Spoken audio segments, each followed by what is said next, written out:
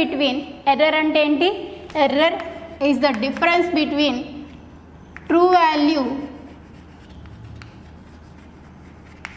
And measured value. కొలిచిన విలువకి నిజ విలువకి మధ్య గల తేడానే దోషం అంటారు. కొలిచిన విలువకి నిజ విలువకి మధ్య గల తేడాని దోషం అంటారు. True value minus measured value gives the error. So errors ఎందుకు అరైజ్ అవుతాయి అని అంటే they are so many reasons. So errors so many types. అక్కడ మనకి మెయిన్లీ 3 types ఆఫ్ ఎర్రర్స్ ఉన్నాయి. అవేంటంటే ఒకటి సిస్టమాటిక్ ఎర్రర్. సిస్టమాటిక్ ఎర్రర్ క్రమదోషాలు అంటారు దాన్ని. క్రమదోషాలు సిస్టమాటిక్ ఎర్రర్స్. 2 ర్యాండమ్ ఎర్రర్స్ యాదృచ్ఛిక దోషాలు. 3 లీస్ట్ కౌంట్ ఎర్రర్స్ కనీస కొలత దోషం. Systematic errors are those which occur systematically. ఒక క్రమ పద్ధతికి అనుగుణంగా, ఒక క్రమరహితం కాకుండా క్రమానుగుణంగా ఇవి ఫామ్ అవుతాయి. ఒక క్రమంగా ఐదర్ పాజిటివ్ ఆర్ నెగిటివ్, అయితే ధనాత్మకం లేదా రుణాత్మకం. సిస్టమాటిక్గా ఈ ఎర్రర్స్ అరైజ్ అవుతాయి. వీటికి కారణాలు ఏమై ఉండొచ్చు అంటే they are mainly 3 reasons for the arising of systematic errors. క్రమదోషాలు కలగడానికి గల కారణాలు ఏంటంటే ఇన్స్ట్రుమెంటల్ ఎర్రర్స్, పరికరాల్లో ఉండేటువంటి లోపం. దీనికి కారణం ఏంటి? ఇన్స్ట్రుమెంటల్ ఎర్రర్స్, పరికరాలలో ఉండేటువంటి లోపాల వల్ల ఇన్స్ట్రుమెంటల్ ఎర్రర్స్. అలాగే imperfections in experimental techniques followed. మనం ఉపయోగించేటువంటి ప్రయోగ పద్ధతిపై సరైన అవగాహన లేకపోవడం వల్ల, నైపుణ్యం లేకపోవడం, ప్రయోగ పద్ధతులపై సరైన అవగాహన లేకపోతే, ఎలా చేయాలో ప్రాపర్గా తెలియనప్పుడు కూడా మనం అనుకున్నదే, మనకు తెలిసిందే కరెక్ట్ అనుకుని అదే ప్రాసెస్ని మళ్ళీ రిపీట్ చేస్తే అదే ఎర్రర్ రైజ్ అవుతూ ఉంటుంది. సో ఇంపర్ఫెక్షన్స్ ఎక్స్పెరిమెంటల్ టెక్నిక్స్ అన్నమాట. Techniques or procedure. మనం ఏ పద్ధతిని లేదా ఏ టెక్నిక్ ఫాలో అవుతామో ఆ మెజర్మెంట్స్ని తీయడానికి, దానిపై సరైన అవగాహన లేకపోతే imperfection in experimental technique or procedure.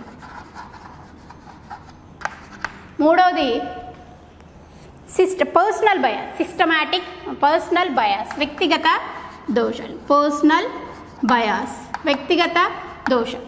So instrumental, మనం తీసుకున్నటువంటి పరికరంలోనే లోపం ఉందనుకోండి.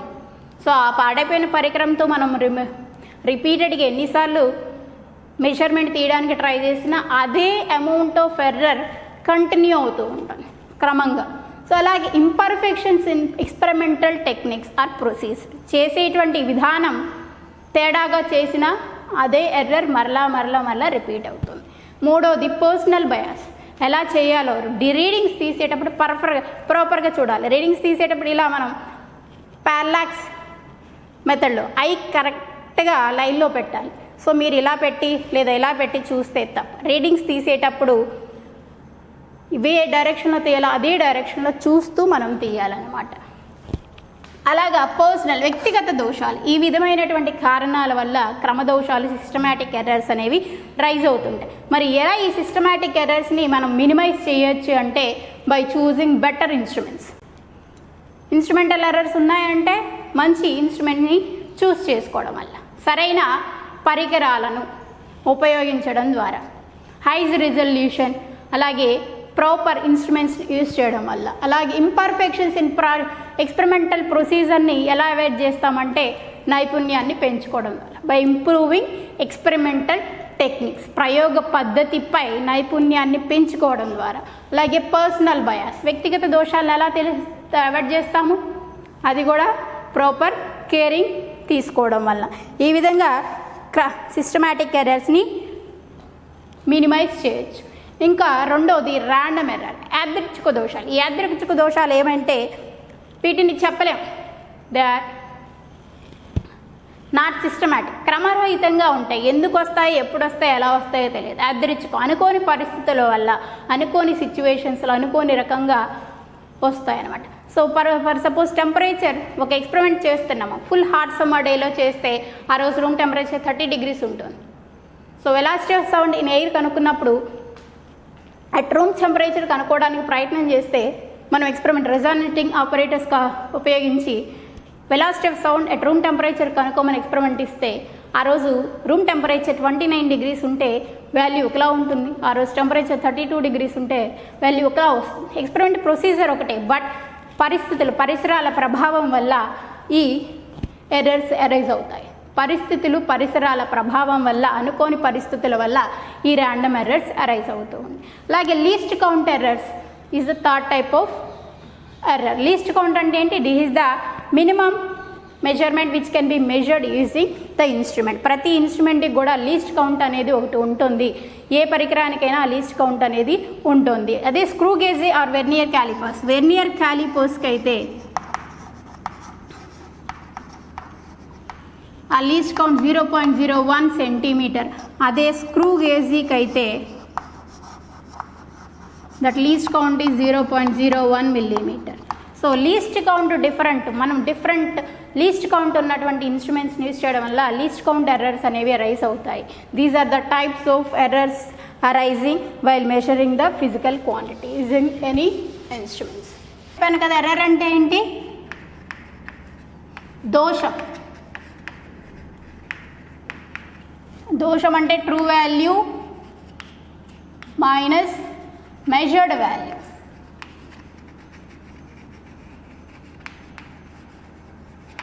సో ఏదైనా ఒక మెజర్మెంట్ని తీయడానికి ట్రై చేస్తాము, ఒక ఇన్స్ట్రుమెంట్ని, ఒక డివైస్ని ఉపయోగించి ఏదైనా ఒక ఫిజికల్ క్వాంటిటీ యొక్క మెజర్మెంట్స్ని తీయడానికి ట్రై చేస్తాము. ఆ మెజర్మెంట్స్ వరుసగా A1, A2, A3, A4 అనేటువంటి విలువలు వచ్చాయి. Measured values are A1, A2, A3, A4. Number of times repeat చేస్తాము, ఏదైనా వాల్యూ తీయాలంటే నెంబర్ ఆఫ్ టైమ్స్ తీస్తాము, అక్యురసీ పెంచడం కోసం, ప్రిసిషన్ని పెంచడం కోసం. So A1, A2, A3 are the measured values అనుకుందాం ఇన్ 4 situations. సో ఇక్కడ ఏ మీన్ ఏమవుతుంది, A mean is A1 plus A2 plus A3 plus A4/4. So A ఈ మీన్ని ట్రూ వాల్యూగా వ్యవహరిస్తాము. సో A1లో దోషం ఎంత అంటే error in the first measured value. First measured value అంటే A1. The error in first measured value is A mean minus A1. The error in second measured value is A mean minus A2.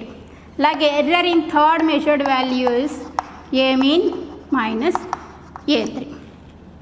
Like A4 is A mean minus A4. So పరమదోషం delta mean కూడా తీయాలి, delta A mean.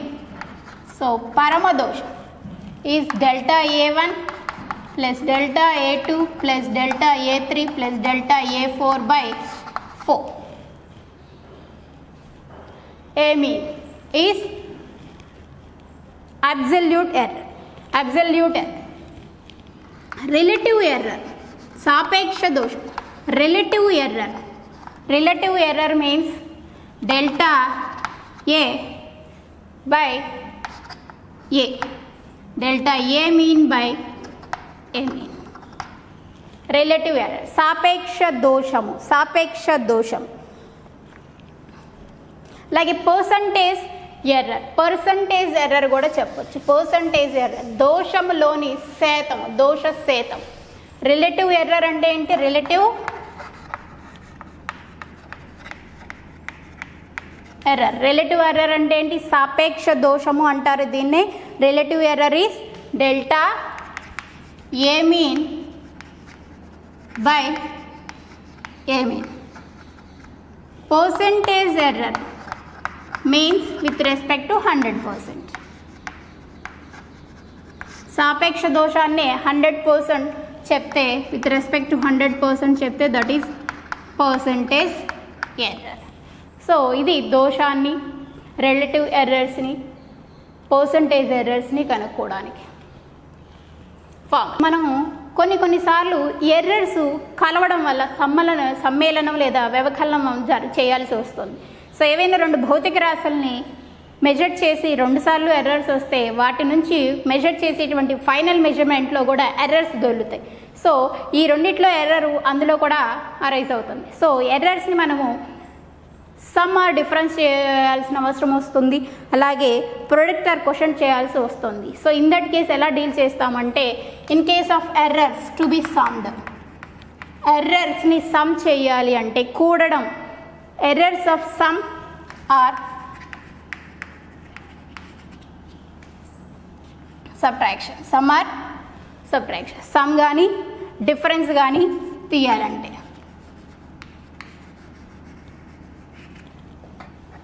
If A equal to B plus C, A అనే physical quantity బిని and సిని add చేయగా రావాలి.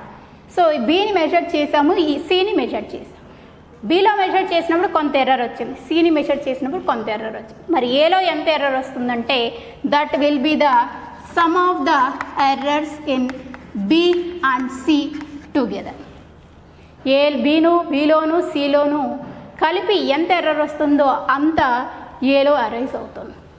Delta A is equal to delta B plus delta C. దీన్నే Z is equal to A plus B అనుకుంటే error in Z is error in A plus error in B. It applicable if Z equal to A minus B also. A equal to Z equal to A plus B అయినా, Z equal to A minus B అయినా, error in Z is equal to error in A plus error in B. If Z equal to division or multiplication aithe, if product or division Z equal to A by B గాని AB గాని అయితే, ఏని బీని multiply చేయడం వల్ల Z అనేది వస్తుంది. అప్పుడు ఏలో ఎర్రర్, బీలో ఎర్రర్ని జెడ్లో ఎంతవరకు ఎర్రర్ అవుతుంది.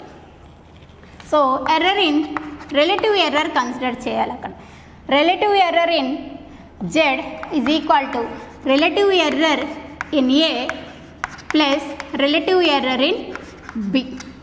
It is applicable when that is division or multiplication. relative error in Z is equal to relative error in A plus relative error in B. అలాగే if Z is equal to some A power n, A power n అయితే, if Z is equal to A power n అయితే, Z relative error in Z is equal to n into relative error in A. These are the 3 formulas. First formula ఏంటి? Delta Z is equal to delta A plus delta B. If Z equal to A plus or minus B అయితే. Sign చేయనా madam?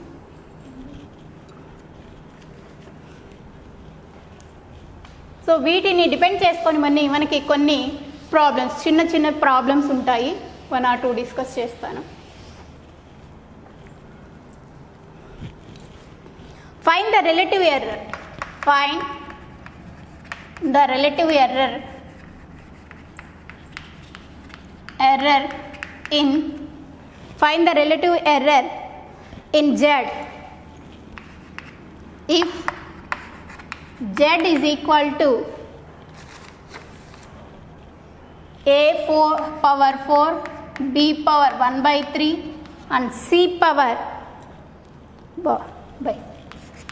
by C into D power 3 by 2. So z is equal to a power 4 b power 1/3 by c into d power 3/2. So ఇక్కడ multiplication division అన్నీ ఉన్నాయి. So ఇక్కడ ఏమవుతుంది, z relative error in z is equal to 4 into relative error in a plus 1/3 relative error in b plus relative error in c plus 3/2 into relative error in d అవుతుంది formula ఇది. So formula will be this one. అలాగే ఇంకొక problem, find the error in volume of a sphere. ఒక గోళం యొక్క ఘనపరిమాణంలోని దోషాన్ని కనుగొనండి. If the error percentage error అనుకోండి, పర్సంటేజ్ ఎర్రర్ అడిగారు అనుకుందాం. Find the percentage error in volume of a sphere. ఏమిచ్చారు, if the percentage error in its radius ఇచ్చేస్తారట. Radius is 1%. ఆ గోళం యొక్క రేడియస్లోని దోష శాతము ఎంత అంటున్నారు, delta R by R into 100% is how much అంటున్నారు, 1% అంటున్నారు. అయితే వాల్యూమ్లో పర్సంటేజ్ ఎర్రర్ అంతా అని అడుగుతున్నారు. వాల్యూమ్కి రేడియస్కి రిలేషన్ ఏంటి, వాల్యూమ్ ఆఫ్ స్పియర్కి formula v equal to 4/3 5r3.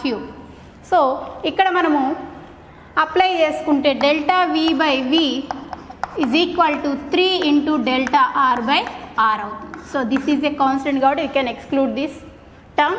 Are power cube ఉంది, సో దీన్ని 3 into delta R by R అవుతుంది. పర్సంటేజ్ ఎర్రర్ మనకు కావాలి కాబట్టి delta v into 100% is equal to 3 into delta R by R 100%. So ఇది మనకి ఇచ్చేసారు ఎంత, 1%. సో 3 ఇంటూ 1% ఎంత అవుతుంది, 3%. సో ఒక గోళం యొక్క వ్యాసార్థంలో దోష శాతము 1% అయితే దాని యొక్క ఘనపరిమాణంలో దోష శాతము 3% అవుతుంది అకార్డింగ్ టు ద ఫార్ములా. సార్థక సంఖ్యలు మనం మెజర్ చేసినటువంటి మెజర్మెంట్లు, కొలిచిన కొలతలో నమ్మదగిన అంకెలతో పాటు రిలయబుల్ నెంబర్స్తో పాటు ఒక అన్రిలయబుల్ నెంబర్ అనేది ఉంటుంది. For example measured value is 2.7689. ఇక్కడ రిలయబుల్ నెంబర్స్ ఏంటి, నమ్మదగిన అంకెలు 2768. అన్రిలయబుల్ నెంబర్ అనిశ్చితమైన అంకె ఏంటి, 9. సో ఈ విధంగా ఏదైనా ఒక మెజర్డ్ వాల్యూలో మెజర్మెంట్లో రిలయబుల్ నెంబర్స్తో పాటు అన్రిలయబుల్ నెంబర్ అనేది ఒకటి ఉంటుంది. ఈ రిలయబుల్ నెంబర్స్ ప్లస్ 1 అన్రిలయబుల్ నెంబర్స్ని మొత్తాన్ని సార్థక సంఖ్యలు, సిగ్నిఫికెంట్ ఫిగర్స్ అంటారు. కొలిచిన కొలతలో నమ్మదగిన అంకెలతో పాటుగా ఒక అనిశ్చితమైన అంకెను కలిపి సార్థక అంకెలు లేదా సార్థక సంఖ్యలు అంటారు. The number of reliable numbers plus 1 uncertainty number, unreliable నెంబర్ని కలిపి సార్థక సంఖ్యలు అంటారు. సో ఆ విధంగా 2.7689లో ఎన్ని సార్థక సంఖ్యలు లేదా సిగ్నిఫికెంట్ ఫిగర్స్ ఉన్నాయంటే 5 ఫిగర్స్ ఉన్నాయి. 5 సిగ్నిఫికెంట్ ఫిగర్స్ 27689. ఈ విధంగా ఏదైనా మెజర్మెంట్లో కొలిచిన విలువలో నమ్మదగిన అంకెలతో పాటు ఒక అనిశ్చితమైన అంకెను కలిపి సార్థక సంఖ్యలు అంటారు, సిగ్నిఫికెంట్ ఫిగర్స్ అంటారు. So while counting the significant figures we should follow some rules. సార్థక సంఖ్యలని చెప్పడం ముందు మనం కొన్ని రూల్స్ని ఫాలో అవ్వాలి. అవేంటంటే నాన్ జీరో డిజిట్స్ అన్నీ కూడా సిగ్నిఫికెంట్, శూన్యేతర అంకెలన్నీ ఏంటది, first rule non zero digits are significant.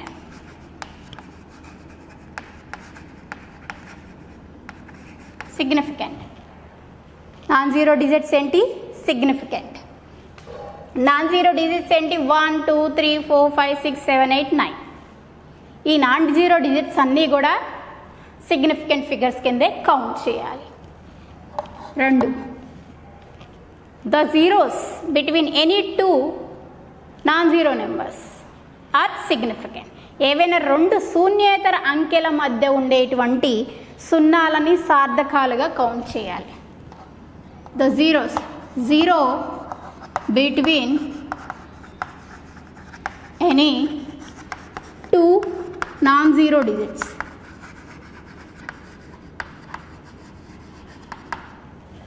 So దీనికి ఎగ్జాంపుల్ చెప్పాలంటే ఫస్ట్ దానికి 2.1246, ఇందులో నాన్-జీరో డిజిట్స్ ఏంటి 2, 1, 2, 4, 6. సో సిగ్నిఫికెంట్ ఫిగర్స్ 5 ఉన్నాయి అని చెప్తాం.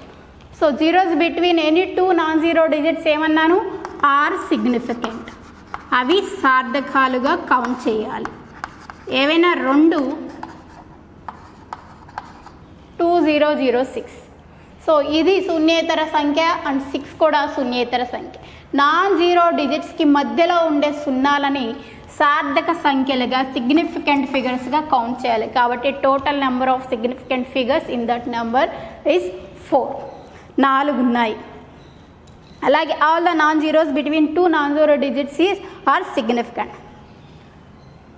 ద టైలింగ్ జీరోస్, ఏదైనా ఒక సంఖ్యకి ఉండేటువంటి చివరి సున్నాలను, సో నాన్ డెసిమల్ పాయింట్ లేనటువంటి non decimal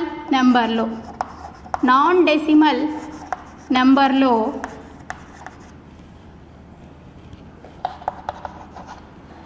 the trailing zeros are not significant.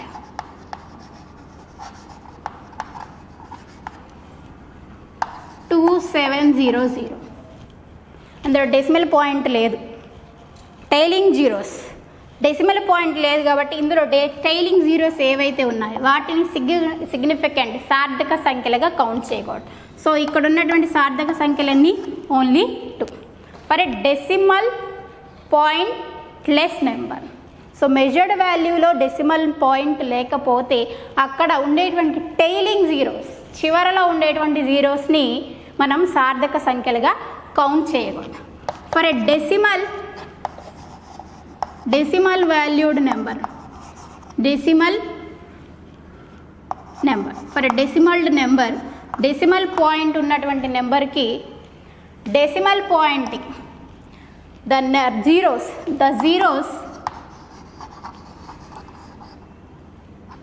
Left right to the decimal పాయింట్కి రైట్లో ఉంటూ నాన్-జీరో నెంబర్కి లెఫ్ట్లో ఉండేటువంటి నెంబర్ జీరోస్ని కన్సిడర్ చేయకూడదు. 0.00206. సో ఇది డెసిమల్ పాయింట్ ఉన్నటువంటి నెంబర్. డెసిమల్ పాయింట్ ఉన్నటువంటి నెంబర్లో డెసిమల్ పాయింట్కి రైట్లో, అలాగే నాన్ డెసిమల్ పాయింట్ నెంబర్ ఏంటి 2, దానికి రైట్లో ఉండేటువంటి జీరోస్ ఈ రెంటిని కన్సిడర్ చేయకూడదు. సో ఈ 0206 ఇక్కడ ఉన్నదాన్ని కన్సిడర్ చేయాలి. So significant figures 3. For a decimal value దశాంశ స్థానం ఉన్నటువంటి విలువలోనైతే దశాంశ స్థానానికి పక్కగా మరియు శూన్యేతర సంఖ్యకి ఇటుపక్కగా ఉన్నటువంటి సున్నాలని మనం కౌంట్ చేయకూడదు సార్థక సంఖ్యలుగా. అలాగే ఫర్ ఎ డెసిమల్ పాయింట్ ఉన్నటువంటి ఒక వాల్యూకి టైలింగ్ జీరోస్ని, చివరిలో ఉన్నటువంటి జీరోస్ని సార్థక సంఖ్యలుగా కౌంట్ చేయాలి. టైలింగ్ జీరోస్ డెసిమల్ పాయింట్ ఉన్నటువంటి ఒక నెంబర్ 2.700, 2.00, 7.00 అని. సో ఇక్కడ డెసిమల్ పాయింట్ ఉంది, డెసిమల్ పాయింట్కి టైలింగ్ జీరోస్ ఉన్నాయి. సో వీటిని సార్థక సంఖ్యలుగా కౌంట్ చేయాలి కాబట్టి సిగ్నిఫికెంట్ ఫిగర్స్ 4 అవుతాయి. These are the rules should follow while deciding the significant figures. అలాగే rounding off a number. So ఏదైనా మెజర్డ్ వాల్యూని మనము అనిశ్చితత్వాన్ని కలిగి ఉంటుంది, అన్సర్టనిటీ ఉంటుంది. ఆ అన్సర్టన్ నెంబర్ని మనం తీసేసి రౌండ్ ఆఫ్ చేయడం అంటాం, సవరించడం అంటారు. రౌండింగ్ ఆఫ్, సవరించడం అంటారు దాన్ని. సో అనిశ్చిత. సో 2.8789. సో ఇక్కడ 2878 రిలయబుల్ నెంబర్స్, 9 అన్రిలయబుల్ నెంబర్. ఈ అన్రిలయబుల్ నెంబర్ని మనము సవరించాలి అని అంటే దానికి కూడా ఒక రూల్ ఉంటుంది, రౌండింగ్ అప్ చేయడం. ఈ అనిశ్చితమైన సంఖ్య if it is more than 5 అయితే సో దీనికి పక్కనున్నటువంటి రిలయబుల్ నెంబర్ని ఒకటి అప్ చేయాలి, 2.789. So this is the rounded value అవుతుంది. సో ఒకటి ఇంక్రీజ్ చేయాలి, దీన్ని స్కిప్ చేస్తూ, దీన్ని డ్రాప్ చేసేస్తూ, దీన్ని వదిలేస్తూ, దీని ముందున్నటువంటి రిలయబుల్ నెంబర్కి unreliable number this last digit. So దీన్ని డ్రాప్ చేస్తూ దాని ముందు ఉన్న నెంబర్కి ఒకటి ఇంక్రీజ్ చేయాలి. అలాగే రౌండింగ్ డౌన్ చేయడం, రౌండింగ్ డౌన్. సో 2.3542. సో ఇక్కడ ఉన్నటువంటి లాస్ట్ డిజిట్ ఏంటి? 2. So this is less than 5 ఉంది కాబట్టి ఈ నెంబర్ని స్కిప్ చేసేయాలి రౌండ్ ఆఫ్ చేసేటప్పుడు. ప్లస్ ఈ పక్కన ఉన్నటువంటి రిలయబుల్ నెంబర్కి ఇటువైపు ఉన్నటువంటి నెంబర్ని యాజ్ ఇట్ ఈజ్ వదిలేయాలి. So that is the way to round. If it is 5 ఉందనుకోండి, 5 ఉంటే 3.545 ఉంది. 5 ఉంటే ఏం చేయాలి? ఈ 5ని స్కిప్ చేస్తూ 355 ఒక ఇంక్రీజ్ చేయాలి అది కూడా. So dimensional analysis. డైమెన్షన్స్ అంటే ఏంటంటే dimensional formula and dimensional equations.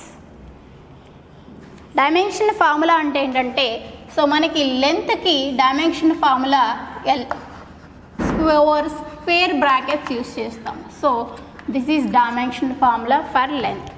Mask తీసుకున్నట్టయితే వితిన్ స్క్వేర్ బ్రాకెట్ ఎం. అలాగే టైంకి తీసుకున్నట్టయితే వితిన్ స్క్వేర్ బ్రాకెట్స్ టైంని టీతో రిప్రజెంట్ చేస్తాం. టెంపరేచర్కి తీసుకున్నట్టయితే టెంపరేచర్,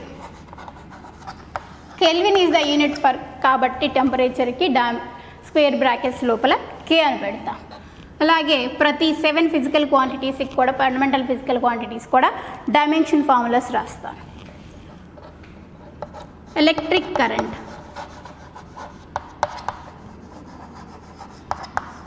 ఆంపియర్స్ కదా unit. So within square bracket A అంటాం. అలాగే అమౌంట్ ఆఫ్ సబ్స్టెన్స్, పదార్థ పరిమాణం, అమౌంట్ ఆఫ్ సబ్స్టెన్స్,